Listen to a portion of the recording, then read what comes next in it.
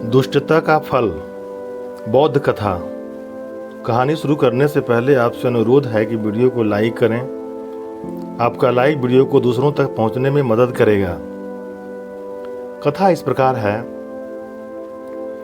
प्राचीन काल में ब्रह्मदत्त नामक एक राजा हुआ। उसका पुत्र बचपन से ही दुष्ट स्वभाव का था। वह बिना कारण ही मुसाफिरों को सिपाहियों से पकड़वा कर सताता और राज्य के विद्वानों, पंडितों तथा बुजुर्गों को अपमानित करता।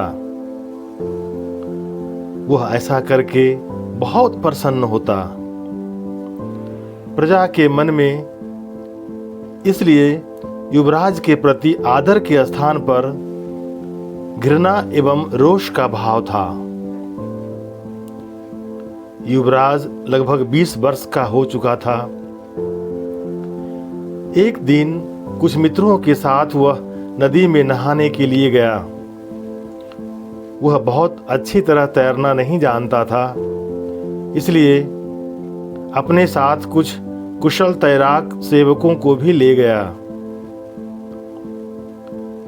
युवराज और उनके मित्र नदी में नहा रहे थे। तभी आसमान में काले काले बादल छा गए। बादलों की गरज और बिजली की चमक के साथ मूसलाधार वर्षा भी शुरू हो गई। युवराज बड़े आनंद और उल्लास से तालियां बजाता हुआ नौकरों से बोला, आहा, क्या मौसम है! मुझे नदी की मझधार में ले चलो। ऐसे मौसम में वहां नहाने का बड़ा मजा आएगा। नौकरों की सहायता से युवराज नदी के बीच धार में जाकर नहाने लगा। वहां पर युवराज के गले तक पानी आ रहा था, पर डूबने का खतरा अभी नहीं था। लेकिन वर्षा के कारण धीरे धीरे पानी बढ़ने लगा और धारा का बहाव तेज होने लगा। काले बादलों से आसमान ढक जाने के कारण अंधेरा छा गया और आसपास भी देखना कठिन हो गया। युवराज की दुष्टता के कारण उनके सेवक भी उनसे घृणा करते थे, इसलिए उसे बीच धार में ही छोड़कर सभी सेवक वापस किनारे पर आ गए।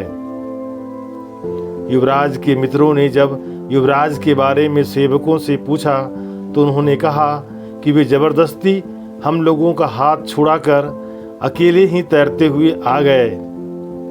शायद वे राजमहल वापस पहुंच गए होंगे।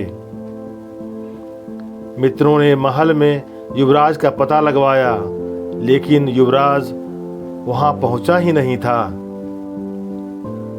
यह बात राजा तक पहुंच गई। राजा ने तुरंत सिपाहियों को नदी की धारा या किनारे कहीं भी युवराज का पता लगाने का आदेश दिया। सिपाहियों ने नदी के प्रवाह में तथा किनारे दूर दूर तक ढूंढा, पर कहीं उसका पता नहीं चल सका। आखिरकार निराश होकर वे वापस लौट आए। इधर अचानक नदी में बाढ़ आ जाने और धारा के तेज हो जाने के कारण युवराज पानी के साथ बह गया। जब वह डूब रहा था तभी उसे एक लकड़ी दिखाई पड़ी। युवराज ने उस लकड़ी को पकड़ लिया और उसी के सहारे बहता रहा। आत्मरक्षा के लिए 3 अन्य प्राणियों ने भी उस लकड़ी पर शरण ले रखी थी। एक सांप, एक चूहा और एक तोता। युवराज जोर जोर से चिल्ला रहा था, बचाओ बचाओ, लेकिन तूफान की गरज में उसकी पुकार नक्कारे में तूती की आवाज की तरह खोकर रह गई थी। बाढ़ के साथ युवराज बहता जा रहा था। थोड़ी देर में तूफान थोड़ा कम हुआ और बारिश थम गई। आकाश साफ होने लगा और पश्चिम में डूबता हुआ सूरज चमक उठा। उस समय नदी के जंगल से होकर गुजर रही थी। नदी के किनारे उस जंगल में ऋषि के रूप में बोधिसत्व तपस्या कर रहे थे। युवराज की करुणा पुकार उनके कानों में पड़ते ही बोधिसत्व का ध्यान टूट गया।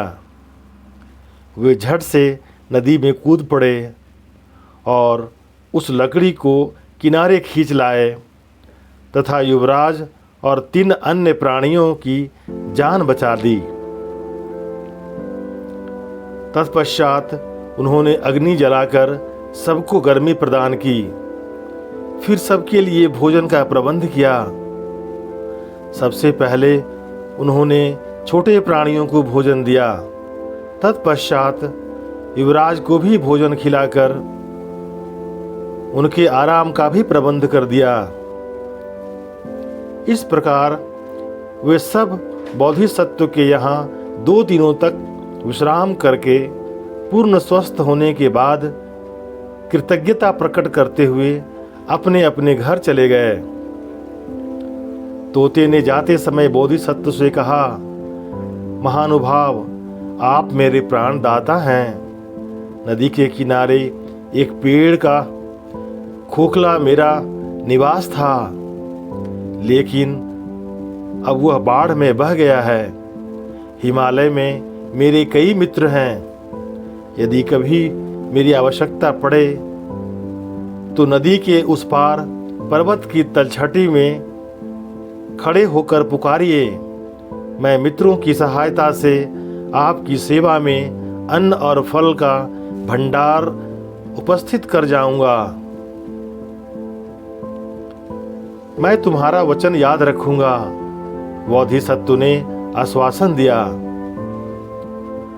सांप ने जाते समय बोधिसत्व से कहा, मैं पिछले जन्म में एक व्यापारी था।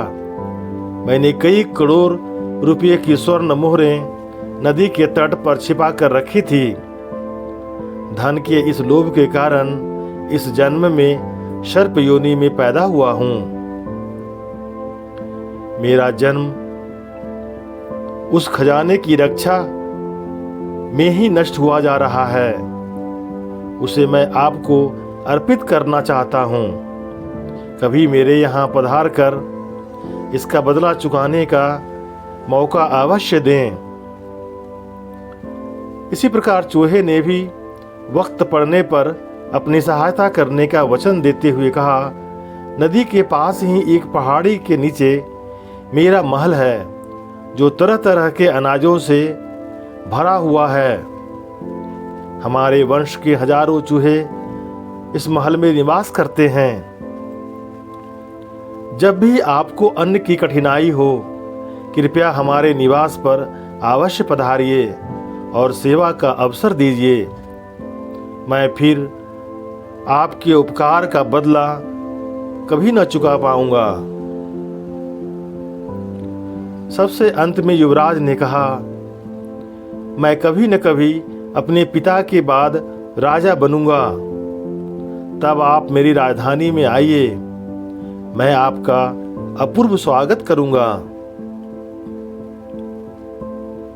कुछ दिनों के बाद ब्रह्मदत्त की मृत्यु हो गई और युवराज वहां का राजा बना। राजा बनते ही प्रजा पर अत्याचार करने लगा। सच्चाई और न्याय का कहीं नाम न था। झूठ और अपराध बढ़ने लगे। प्रजा दुखी रहने लगी। उच्च कर के कारण प्रजा भूखों मरने लगी। यह बात बोधिसत्व से छिपी न रही। उसे राजा का निमंत्रण याद आ गया।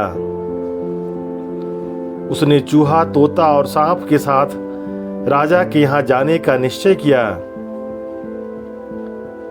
वे एक दिन राजा से मिलने के लिए राजधानी पहुंचे।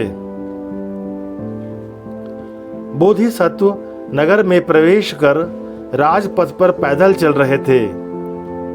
तभी हाथी पर सवार होकर राजा सैर के लिए जा रहा था।